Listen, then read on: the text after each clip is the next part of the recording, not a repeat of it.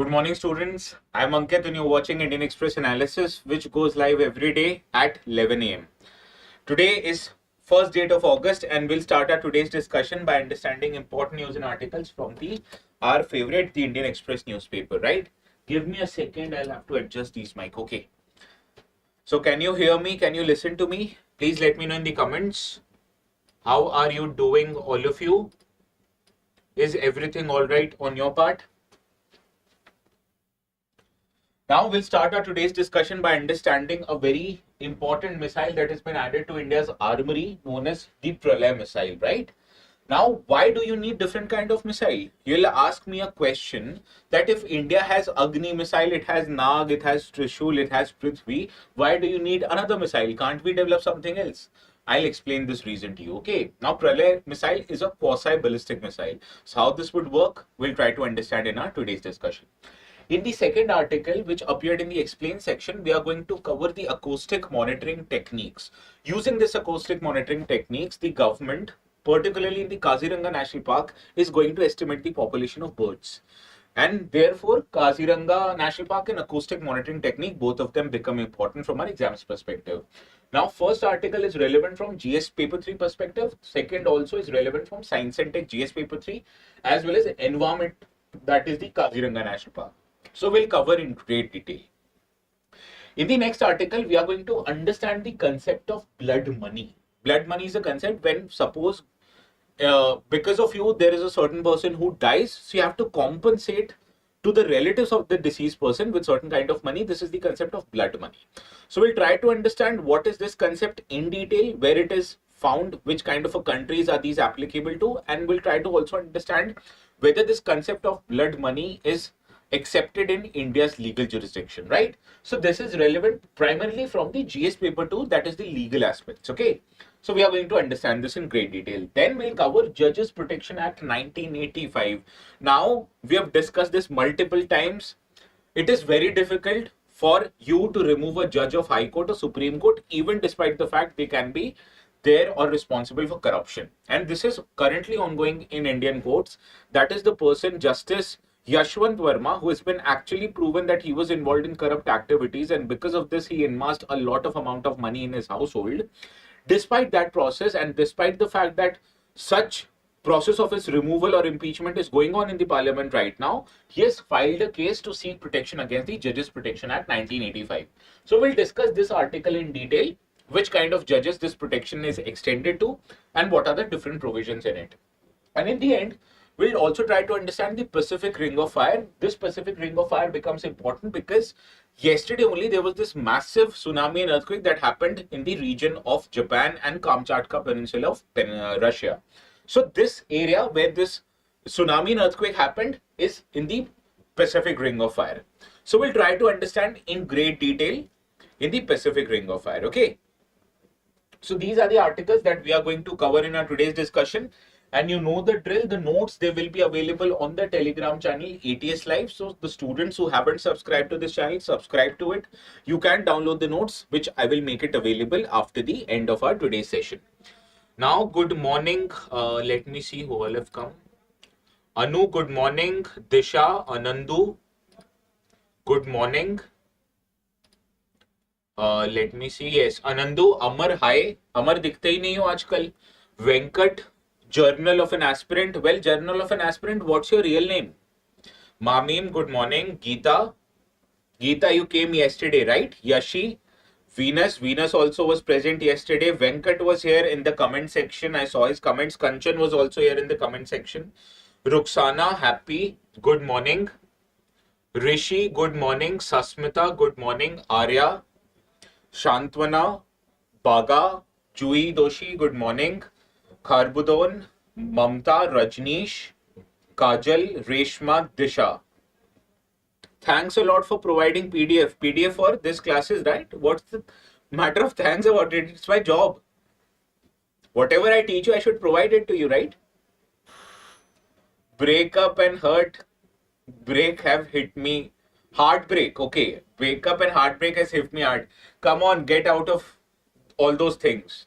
Those won't do you any good. Only try to be bothered about those things that leads or that pays you money. Otherwise, everything else is immaterial.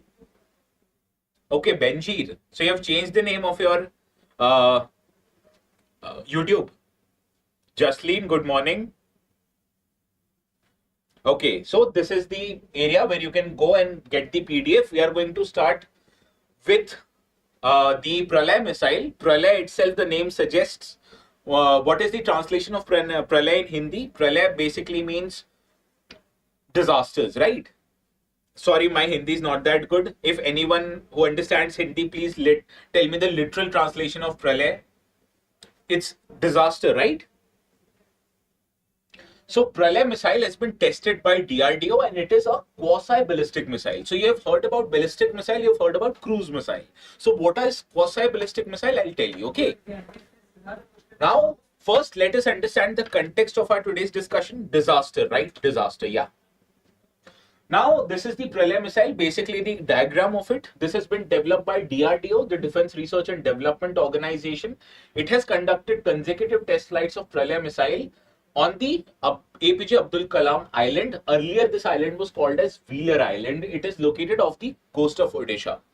So, government has many different test ranges for its missile. It usually utilizes Dr. APJ Abdul Kalam Island. And the name itself is befitting the contribution of the Abdul Kalam that he made to the India's missile program. He was also known as the Missile Man of India. Now, this has been developed by a particular lab of DRDO known as Research Center Imarat RCI in collaboration with other DRDO laboratories. Kundan, अंदर वाला खाली है क्या? अच्छा पहले बता देना कोई बात. Sorry. So this is the lab that has developed this missile. Now you must be thinking, what is this quasi-ballistic missile, right? First, let us understand few facts, then I'll explain it to you, the quasi-ballistic missile. Okay, now this is an indigenously developed missile, a kind of missile. It is a quasi-ballistic missile which has advanced guidance system and navigation system for high precision. Now, it is a derivative of India's submarine launched missile systems that are the K-series missile system. Any idea where this name K-series has been brought for India's submarine launched ballistic missiles? Any idea?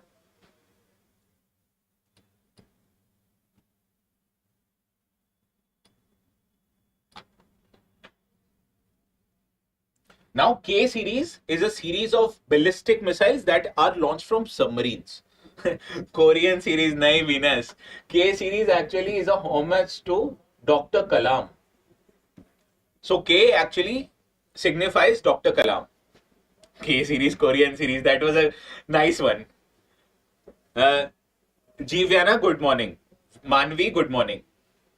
So this is a variant of submarine launched ballistic missile. Now what happens? You design normal ballistic missiles like Agni, but you have realized that Agni missile is a very tall missile, right? So you won't be able to fit that missile into a submarine. So basically, the submarine launched ballistic missiles are the miniaturized version of the original ballistic missile. And this Pralay is one of the variants of K-series missile system. Now it is driven by a solid propellant, that is solid fuel, okay? And it can operate with a range of 150 to 500 kilometers, much smaller than the larger ballistic missiles, right? Now it can carry payloads that is explosive with the capacity of 500 to 1000 kilograms of explosive, right? So this is what you needed to understand. Now, any idea why, despite having Prithvi missiles, Agni missile, why do we need Pralay missiles? First of all, why do you need a smaller range missile when you can hit any other country, Pakistan, with a bigger missile? Any idea? Payloads, matlab, whatever it can carry. What does a missile carry? It carries explosive. What does a spacecraft carry? Spacecraft carry equipments or satellites or astronauts. So for spacecraft, the payload would be satellites and astronauts. For a missile, the payload would be explosive, be it a nuclear explosive or be it a conventional explosive, right? Now you need different kind of a missile. Let me give you a very simple example. Now suppose you're a very rich person. You can buy any number of cars in India, right? Now suppose you have bought 10 different cars. A car can be as small as an MG Comet or a Wagoner, or a car can be as big as a Range Rover, right? But suppose if you want to go in Chandni Chowk in Delhi, which is a very crowded place, would you be able to go there in a Range Rover, which is a very big car? The answer is no.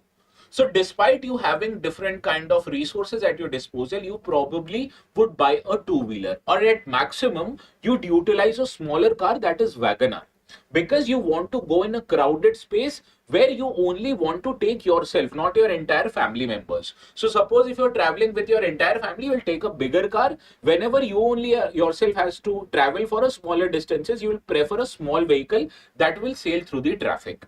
Similar way, nations have different kind of armaments at their disposal. Suppose if they want to hit a particular radar station in Pakistan, would you think it would be smart to send a big Agni missile that can carry a nuclear warhead to Pakistan? The answer is no. You'd need a smaller missiles. So for that reason, we develop different kind of missiles covering different kind of ranges. Understood this?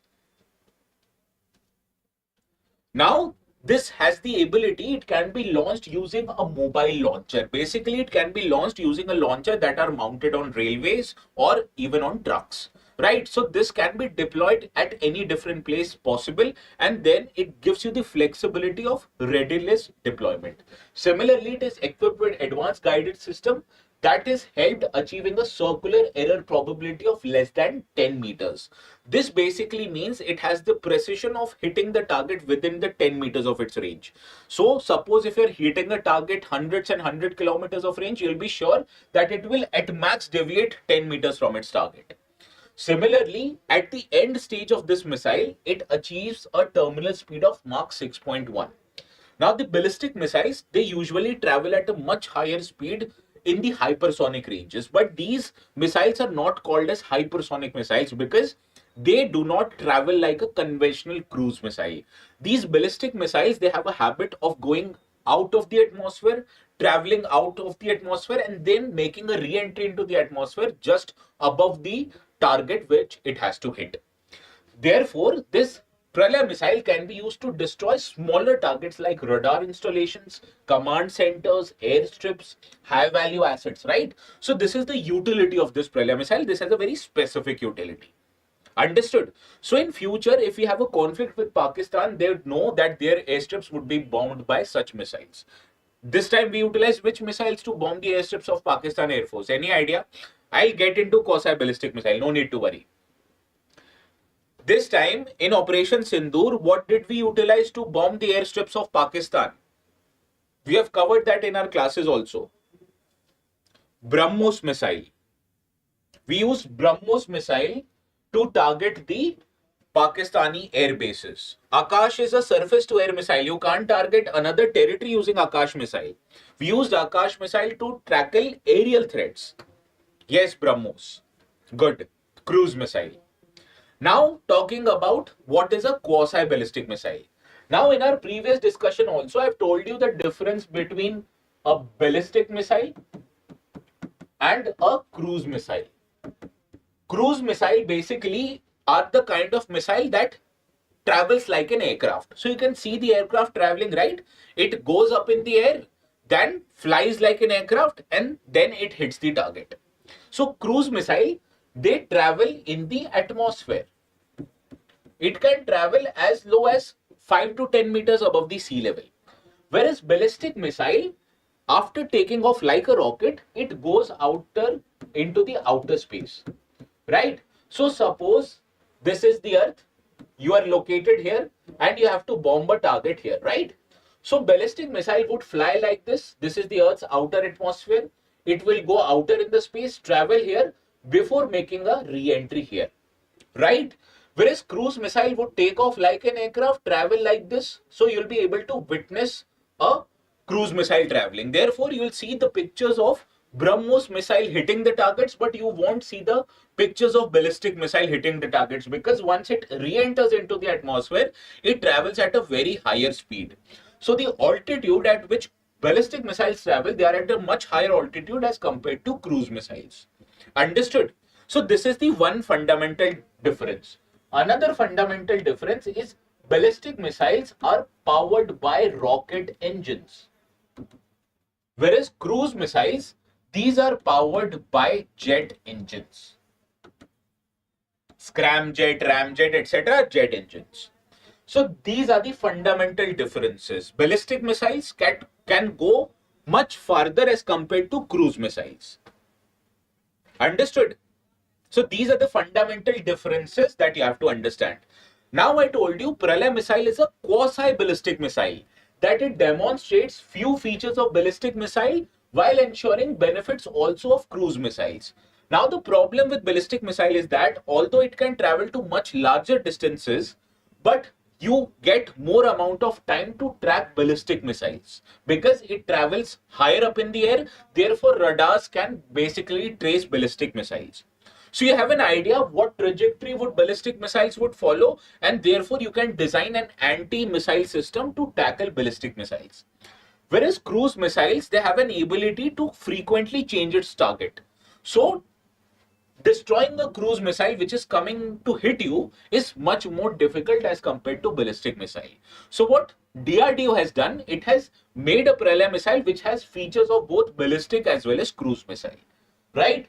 So this is a quasi-ballistic missile that can alter its path mid-air after covering a certain distance, and it has a low ballistic trajectory, and it can change course and make maneuvers during its flight, therefore to evade anti-defense or anti-aircraft and anti-missile defense systems.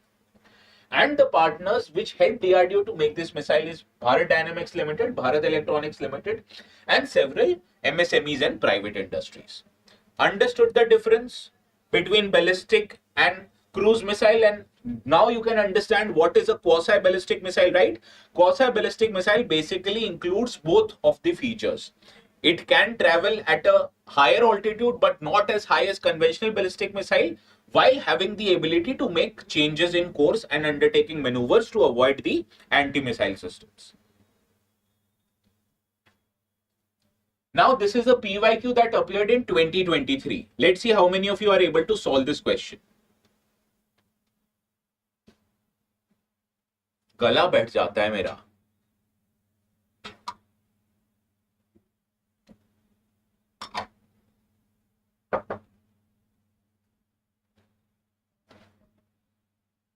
Missiles can't reverse its path. Sorry.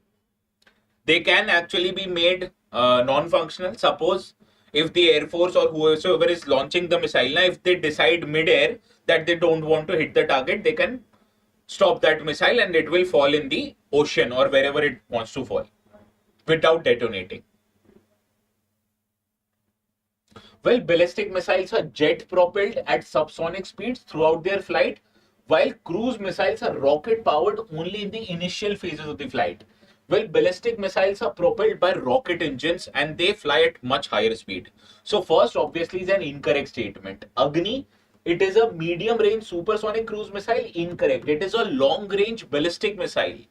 BrahMos is a cruise missile, supersonic cruise missile.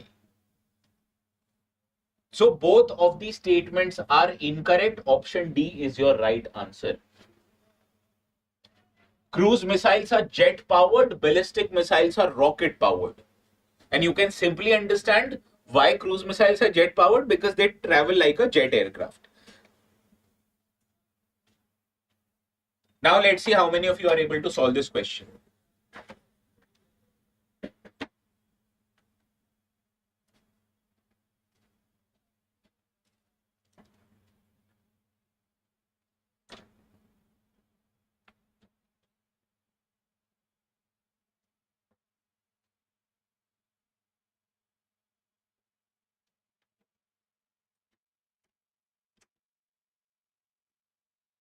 Pralay is an indigenously developed quasi-ballistic missile capable of mid-air trajectory correction and achieving terminal speeds of over Mach 6, correct?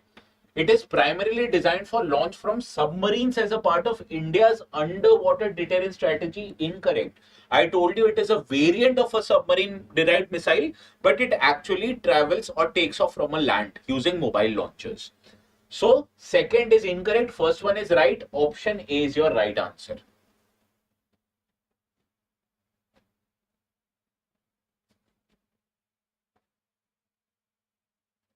Now moving to this next article, this I guess appeared in yesterday's newspaper, okay? But since yesterday we did not have a session, so this is an important article, we should cover it.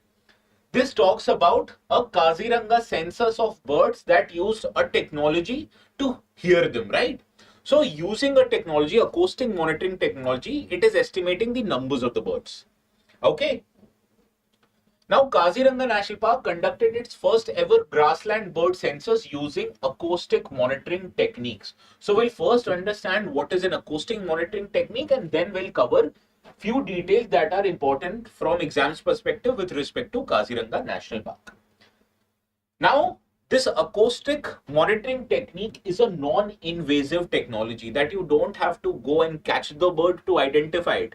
You can, without even physically touching the bird, analyze the numbers of the bird using sound recording devices. And using these devices, you will first capture and analyze the vocalization that these birds made. And it will help you not just study the numbers of the bird, but it will also help you study biodiversity, their behavior, as well as the overall health of the local ecology, right? Now, how this technique is used, first of all, it helps in passive monitoring, that the devices are placed in the target habitats and these devices continuously record the ambient noises and ambient sounds. Similarly, this is non-intrusive, which is ideal for studying elusive, nocturnal or camouflage species without even the need for disturbing them. Similarly, this is data rich. It generates large amount of audio data which you can analyze to ascertain the presence of an animal, the numbers of that animal that are present in the region, that is abundance, as well as their activity patterns, because you understand animals or birds make different noises during different times. When they are happy or when they are celebrating, they'll make a different noise, but when they perceive a threat, they'll make something different, right? So that is how you can understand the changes in their behavioral pattern, their numbers and their presence using such kind of a technique. Another aspect that it provides, or the technologies used in this method, is that it provides autonomous acoustic recorders that are deployed in the field, and as soon as the sound are there, it will automatically record the voices. Similarly, spectrograms are issued which provides visual representation of the sound frequencies over time. Similarly, AI and machine learning tools that will use or try to ascertain the species just from their voices. These are software like BirdNet, RavenPro, etc. Using those voices, this software automatically would identify the bird, right? Listening or recording the sounds of the bird during the breeding season. Good. Now, the applications of these techniques, it can be used for understanding the numbers and patterns of birds, amphibians, bat population studies. It can help you track the endangered species and ecosystem health without the need for disturbing them. You can monitor the seasonal and long-term ecological changes by the studying of the voices that the animals make. Similarly, you can also detect illegal activities. You can even detect gunshots used by poachers or chainsaws that are useful particularly to prevent poaching from happening, right? Now, how many of you recall an incident that happened in UP few years back where there was this an encounter going on, and a police wala, he did not have a gun. He only had a lathi. So to mimic the sound of the gun, he used the word thai thai. That went viral on Twitter. So if certain things happen, even the law authorities could use certain devices to ascertain whether police fired first or the goons fired first, right? So this is how you can apply it in your real life for law and order purposes also. Search Thai Thai on YouTube after the session ends, okay? Not between it. You'll enjoy that video. Now, what are the advantages of such techniques, okay? Now, such techniques, first of all, helps you study remote or dense habitats. It works during the day, during the night, even during the most severe weather conditions. It minimizes the human biases that may happen in observation. Similarly, there are certain limitations also. First of all, when you're recording so much amount of sound and using such amount of data, it requires higher storage and higher power. So this is a drawback. You have to analyze and process large amount of data, which can be time consuming, and it also leads to overlapping or background noise to hinder species identification. So in case there is so much background noise like that of river or a waterfall, you won't be able to hear the species noises. So these are the challenges, but it overall has much greater advantages, as we have already discussed. Now let us understand the Kaziranga National Park, because National Park are often asked in the exam, right? So in Kaziranga National Park, it is located in the state of Assam in the districts of Golghat and Nagaon. And it is sandwiched between Brahmaputra in the north and Karbi Hills in the south. So this is the location of Brahmaputra River in the north of Kaziranga National Park, and in the south, I've told you Abor Hills, right? And this is located in this part of Assam, very near to the waters of Brahmaputra River. And therefore, during the monsoon season, you will hear that most of the area of Kaziranga gets flooded because the course of Brahmaputra River, or the flow of water, is so huge in the Brahmaputra River. Sorry, Karbi Hills, right? Not Abor Hills. Now the rivers that are flowing through this, River Diflu, which is a tributary of Brahmaputra, flows through the Kaziranga. Another tributary, Mora Diflu, it also flows through the southern boundary of the Kaziranga. It is a national park, tiger reserve, important bird area, and also a UNESCO World Heritage Site. Now, why it is an important bird area? Because it is located at a junction of two important flyways of the birds. You understand the flyways of the birds, right? These are the tracks or the journey distances that these birds takes once they immigrate from higher altitude regions in the north to much warmer regions in the south during the months of winter. So it is at the junction of Australasian and the Indo-Asian flyway. Therefore, it is a very important bird area. Good morning, Mithun Patel. How are you?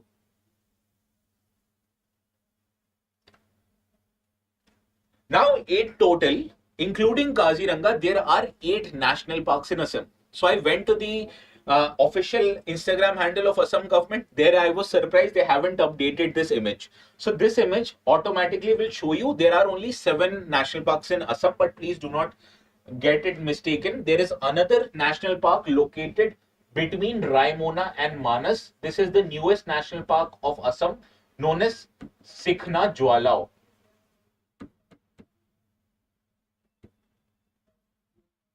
You can watch or search Sikhna Jwalao in the YouTube channel, this only YouTube channel where you're watching the video. I've attached a separate video on it. Okay. So this is another 8th national park of Assam, Sikhna Jwalao, which is between Raimona in its west and Manas in its east. So there are in total 8 different national parks in the state of Assam. Now, few important facts about Kaziranga. It is the largest undisturbed area in the Brahmaputra Valley floodplain. It is famous for its tall elephant grasses, rattan, cane, and the aquatic plants like water hyacinths and lotus. Similarly, the fauna, it is famous for its greater one-horned rhinoceros, which we have already covered many times, hoolock gibbon, tiger, leopard, elephant, sloth bear, wild water buffalo. These are other important species or animals that live in this national park. It is known for its population of greater one-horned rhinoceros, and it is having the largest population of greater one-horned rhinoceros anywhere in the world, more than 2,600 in numbers. Right? This is the greater one-horned rhinoceros. You can simply identify it using its one horn. Okay. Now let's see how many of you are able to solve this question.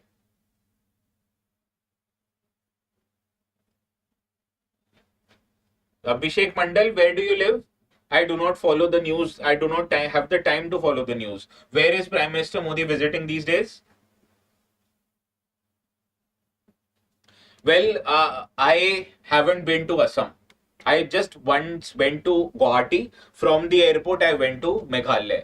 So this is my only experience with respect to Assam. I want to visit the entire Northeast, not just Assam.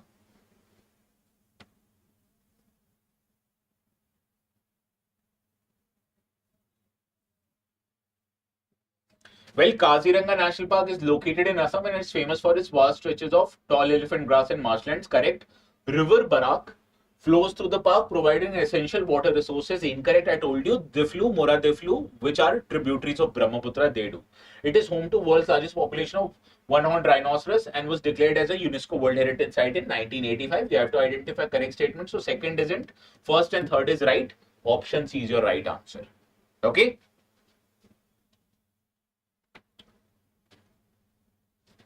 Okay, Dhanbad. Prime Minister Modi is visiting Dhanbad today. For which event? No problem, Baga. Confused with second. Have a habit of reading questions carefully.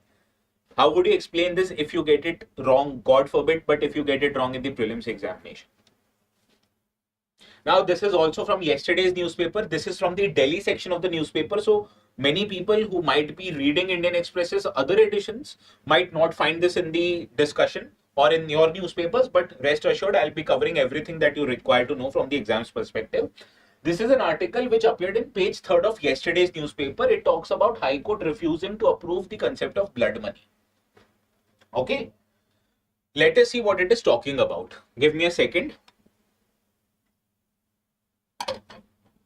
Now, the Delhi High Court, it refused to quash an FIR against a man who was accused of negligently causing the death of a 5-year-old child, stating that no civilized society can approve of the concept of blood money. So, what in the God's name is blood money? Can anyone know, or does anyone know? Okay, Swati, no problem. Indian Express, I guess, is printed also into the Raipur, right? Abhishek Mandal, you said Prime Minister Modi is visiting, but Srimati Draupadi Murmu is not Prime Minister of India, na? She is President of India. Prime Minister is India's Prime Minister is Sri Narendra Modi. Well, no, not at all. Not at all related to blood diamond. It is giving compensation for death of some. Yes, right, Gaurav. Now, this concept of blood money in Islamic Sharia law, it is known as the concept of diya. And it involves compensating by providing money which is paid by the person responsible of this crime to the victim of the crime or to the family members of the crime. And the purpose of giving this money actually is to alleviate the suffering of the family because of the potential loss of a person, which might also be the income owner of the family. And it is not looking to put a monetary value on the life of a person. So this is basically a compensation to alleviate the suffering, just like the government compensates the victims of any such disasters, right? So it is not putting the value of life of that money. It is basically trying to make things less hard for the victim's family, right? So this is actually working in the same way. It is a concept of blood money much more prevalent in the Islamic Sharia law, where it is known as concept of diya. Now, this concept of blood money is applicable in common cases of unintentional murder or culpable homicide, right? And it is also used in cases of intentional murder where the victim family chooses to reconcile instead of filing or requiring retribution. And this retribution in the Islamic laws are known as qisas. So, where the victim's family, they want to reconcile, they want to move out of this particular problem, they seek certain compensation, and hence it is allowed even in cases of intentional murder in certain circumstances. Now, how is state involved in this particular process? Even after reconciliation, you can understand once you murder a person, there is no money that can actually absolve your crime, right? So the community or even the state, it retains the right to impose additional penalties, which may even include jail time, on certain criminals who are accused of a crime, and even after they have paid their blood money to the relatives of the victims, right? So this is how blood money is applicable. Now let us understand what are the contemporary applications of the concept of blood money, particularly in Islamic countries. Now in Saudi Arabia, it is used in cases of road accidents and workplace accidents, and the Sharia courts which are prevalent in Saudi Arabia, they determine compensation, while police and the law enforcement systems, they determine the culpability of the person. Culpability of the person basically means if the person is responsible of the crime or not. So the amount of money would be fixed by Sharia code, whereas if that person should be punished by the law enforcement organization, that will be decided by police, judiciary, etc. Now coming to Iran. Iran, the compensation actually varies by gender and religion, and you can understand men, they are provide more money required to be given for death of men as compared to women. Similarly, even if you belong to the Islamic religion in Iran, you'll be requiring to compensate for a higher amount of money. So this is unfortunate. It is very unfair, I understand. But in Iran, women's compensation is basically half of that of men. Similarly, Yemen also, here consensus of compensation needs to be arrived at by the party itself, that is the party responsible for the crime, and parties who are the victims of the crime. And there can be judicial oversight over whether this compensation is fair or not. So here you have to understand state is either involved directly or indirectly in the process of compensation and in the process of punishing the person for the crime. Understood? Well, Sharia law is the law which governs how Muslims or people who follow Islamic religion should function. So Sharia law is applied in Islamic countries with respect to how punishments are given. Similarly, Sharia law in India, this determines how civil matters of Muslims are organized, like how they marry, how they adopt, or how the inheritance is done, right? So Sharia law is basically the Islamic law.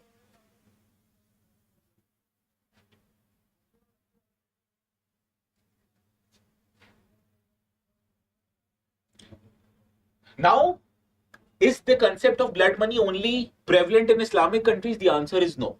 Even in Ireland, there was a system of irayat, which is blood body price, and loganenek, which was given in the 7th century AD. Similarly, in Wales, which is a part of United Kingdom, there was this concept of galanats, which determined compensation based on the victim status. Similarly, in Germany, in the medieval Germany, there was this system of Wehrgeld, which formalized a similar system as that of blood money, right?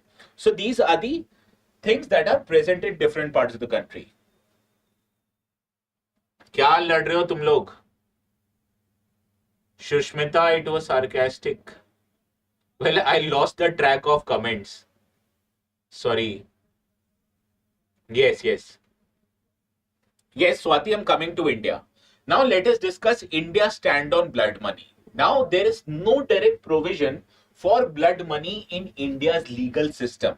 But you will find something very similar to the concept of blood money. That is the concept of plea bargaining, which was introduced via Criminal Law Amendment Act in 2005. Now, what is plea bargaining is that once you are held responsible for a crime, you can actually plead guilty for that crime yourself in exchange for reduced sentence. And in that case, in some cases, you also will be required to pay compensation to the victims of your crime. So basically, you can bargain for a lesser charge or a reduced jail sentence in exchange of you providing monetary compensation for the victim's family. Right? So this is a comparable concept. But there are limitations of plea bargaining in India. First of all, this applies only to those offences where imprisonment can't be beyond 7 years. So only in smaller crimes. You can't bargain for a reduced jail sentence if you have committed murder in India, right? Therefore, it is not applicable for crimes against women, children, heinous crimes, or socioeconomic offences. And here, victims may receive compensation under a section of 265. So this similar concept is available in India, but as a blood money concept, it is not applicable anywhere in India. Understood?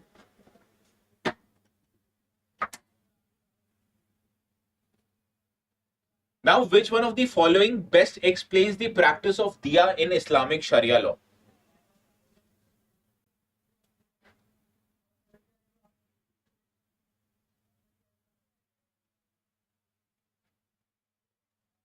Well, legally we are very sorted. We have very good laws.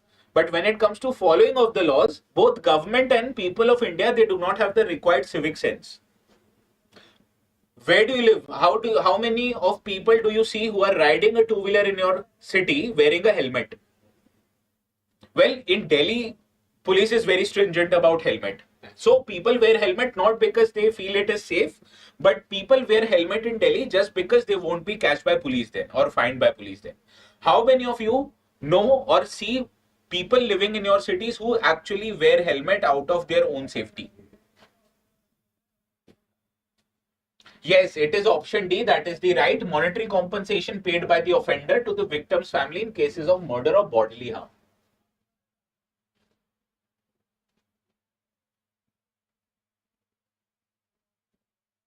No problem, Gaurav and brothers. Who was Gaurav and brothers? I forgot the name. No. If PM is from Raj Sabha, then they can participate in the proceedings of Lok Sabha. But when it comes to voting on the bill, na, you can only vote in the house where you are the member. So suppose Manmohan Singh, not suppose, Manmohan Singh was actually a member of Raj Sabha. So minister can participate in proceedings of both houses of the parliament, but they can vote only in that house where they are the member. So Prime Minister Manmohan Singh used to vote in Rajya Sabha because he was the member of Rajya Sabha. Abhishek Mandal, helmet पहन लो, गिर गए ना. It is your loss and your family's loss, right? Not the police wala's loss. So even if you don't care about yourself, care about your family members and wear helmet yourself.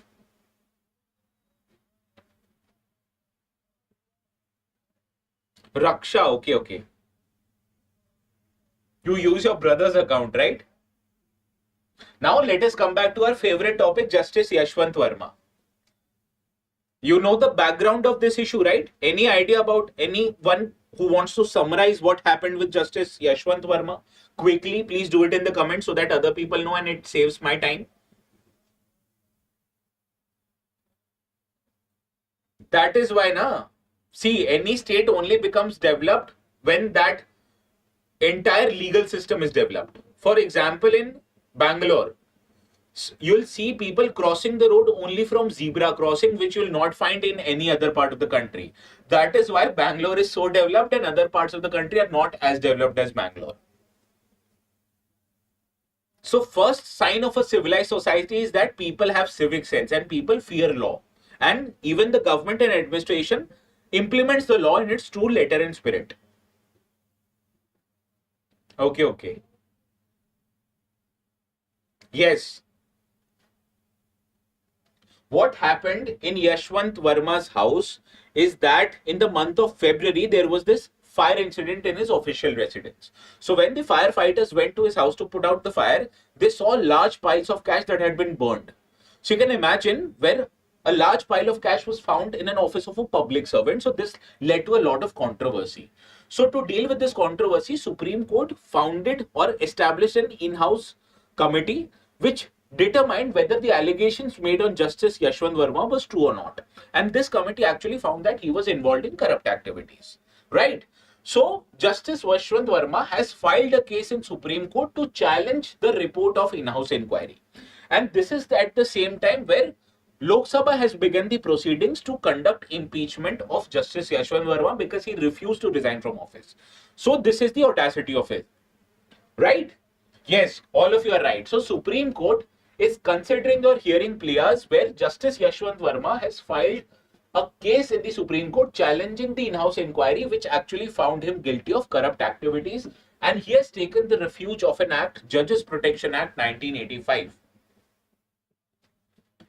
Now, somebody was referring him as Yashwant Verma in the house. So Chief Justice of India actually rebuked him saying that he still is justice. So you have to refer him to as justice. So that is why we are also following the same convention. We are referring to him as Justice Yashwant Verma. Now let us deal with what this act provides that allows people like Justice Yashwant Verma to take refuge under it.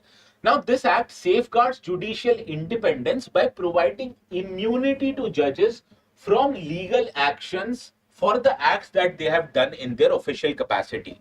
And the reason behind it is that when judges consider very important political cases, they should be prevented from any retribution that should be done by the political class or from any section of the society. So this was the original idea why this kind of a law was enacted. But you can understand in current circumstances, this has been misused by Justice Yashwant Verma. So the original objective of bringing this law was to protect judges of civil, criminal and constitutional courts from unwarranted litigation based on their judicial work so that they can work without any fear of retribution or fear of revenge. Right? Yes, Sandeep, very correct. So this was the original intention of bringing such act. Now what it provides is that it provides immunity from civil and criminal proceedings. Under section 3, it says that no courts shall entertain or continue any suit or legal proceedings against a judge for any act or order done by him in discharge of their judicial duty, even if in the case they exceed their jurisdiction. But this is in the case where the judgment was given in a due or good faith. So it says that you can't punish a judge for his judicial work, even in the case where he might have exceeded his jurisdiction. Similarly, extension is also not just provided to the judge, but also to officers who are working under the judicial orders. So here, even the court staff, Police who are working on a judicial order, they will be immune from such legal actions because the Judges Protection Act 1985 provides so. So it provides protection to judges, provides protection to court officers, and also provide protection to other government officers who are following up what the judiciary has ordered them to do, right? Now, protection is even provided here beyond the Constitution. There is Article 121 and 211, which restricts discussion of judges' conduct in the House of Legislature except when the proceeding of removal is there. So this actually provides statutory immunity for judges from prosecution, and this is important from separation of power perspective, right? Similar to how the recommendation given by governor to the president to implement president rule, it can't be considered right or wrong by the judiciary. Similarly, judicial conduct can also be not discussed in legislature in normal circumstances. Similarly, it applies to judges of all courts, High Court, Supreme Court, District Courts, and also to magistrates and tribunal judges, right? So all these tribunal judges also, they are also protected under this act. Well, that is a different thing. If someone tried to involve in false case, then we'll determine whether this case was actually false or not. Then the proceedings will happen. Judiciary has a legal aspect. Now you can entangle anyone in the legal aspect. And तारीख पे तारीख होता रहेगा. Now let's see how many of you are able to solve this question.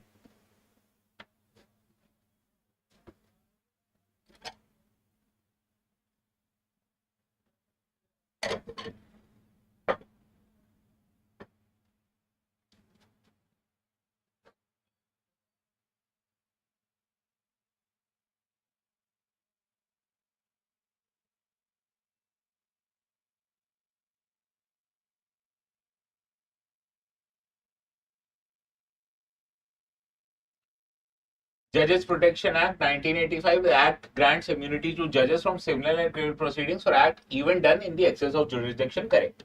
The protection under this act is applicable only to High Court and Supreme Court judges, incorrect, I told you. It is applicable also to subordinate court judges like district courts and even to judicial magistrates and tribunal judges. The act does not extend any protection to officers or court staff acting under judicial orders, incorrect, I told you, it extends protection. And here we have to identify incorrect statement. 2 and 3 are incorrect, so option C. Yes, many of you have gotten it right. Some of you haven't gotten it right. You know why you haven't gotten it right? Because you haven't read the question properly.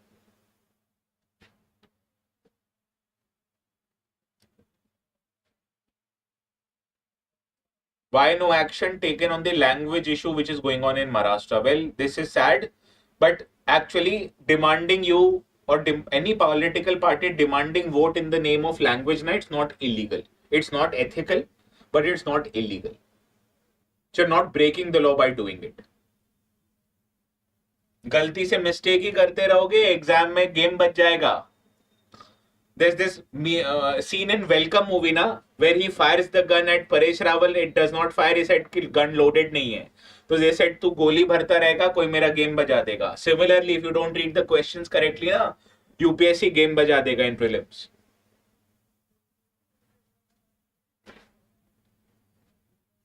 It's not a misconduct. Now let us move to another article. This one is from yesterday's. Yes, Majnu. Good.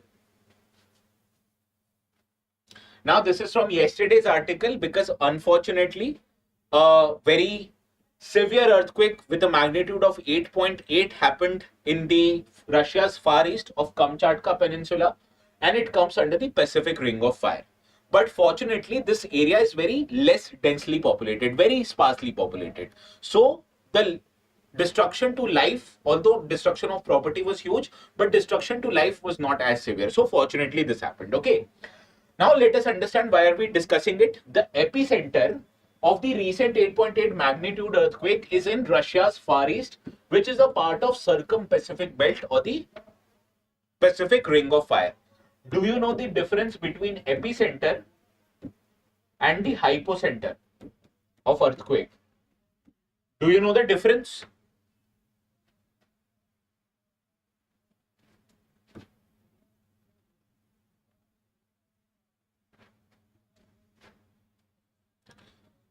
Well, not really. Kharbudon, Nun's case in Chhattisgarh is not relevant from your exams. So what is hypocenter?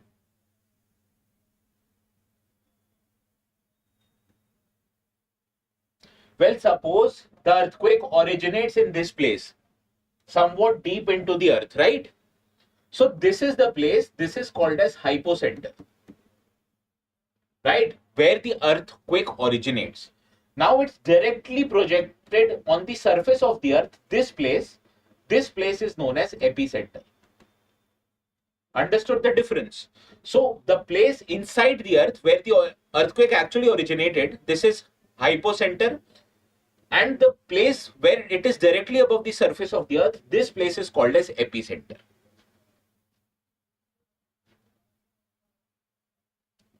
Well, nothing has been reported of yet, so I don't think so.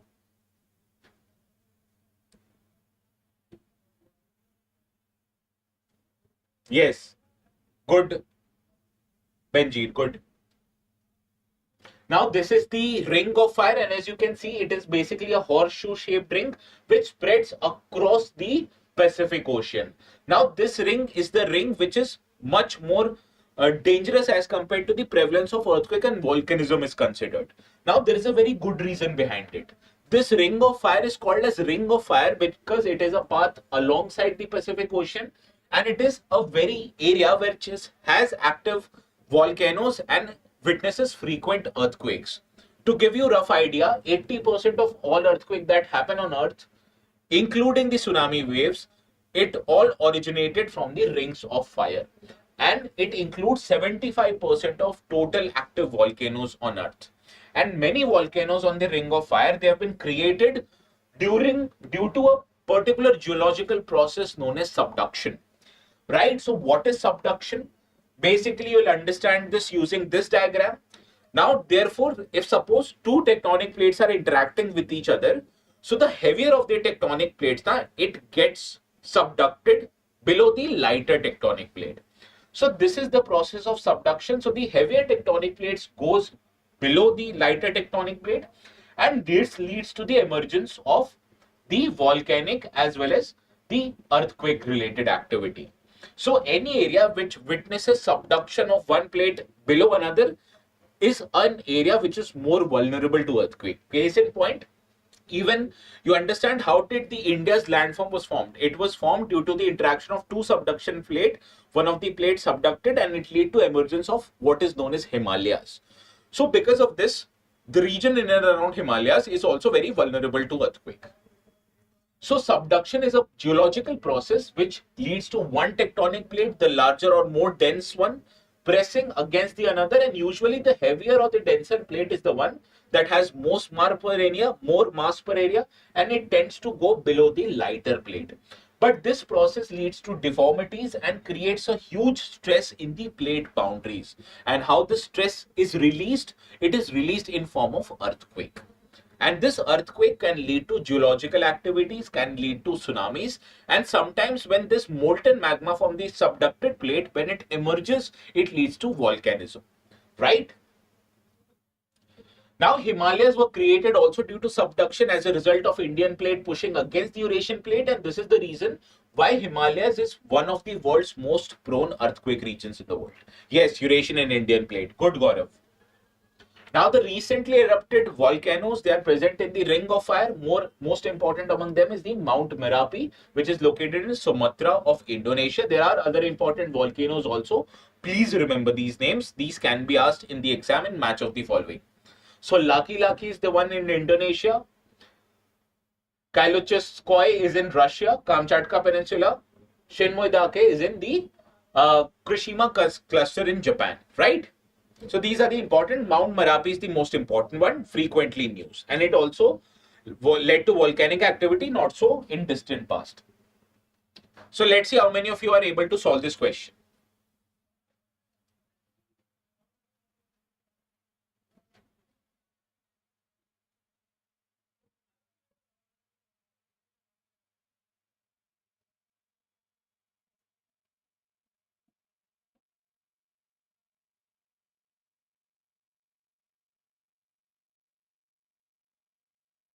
You know why Kamchatka Peninsula was epicenter? Because it happened deep into the earth. It was a shallow earthquake. It happened about 9 kilometers deep into the earth.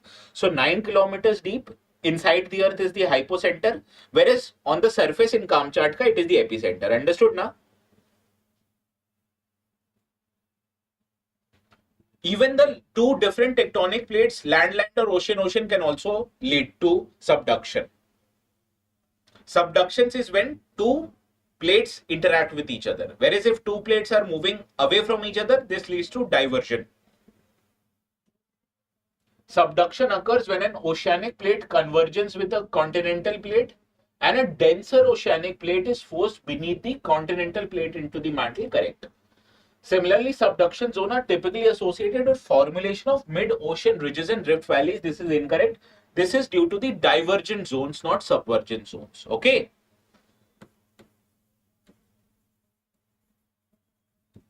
So when two tectonic plates move away from each other, it leads to formation of mid-ocean ridges and rift valleys. Okay. So second statement is incorrect. First one is right. All of you are wrong. Nahi, Abhishek and Dheeraj are correct. Option A is right. Now you understand? So you haven't revised your geography well. If I can remember geography after so long, why can't you remember it? Because you must have studied recently. So chalo, aaj ka bahut ho gaya. It's 12 also. You can download the notes on ATS Live. We'll see each other again tomorrow. Tomorrow is Saturday. So everybody would be enjoying the session.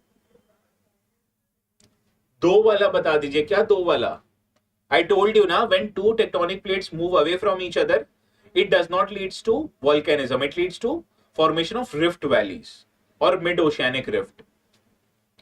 So this is known as divergent zone, not submergent zone. Submergent zones means two are coming each other, closer to each other. Okay, so bye bye, see you all tomorrow.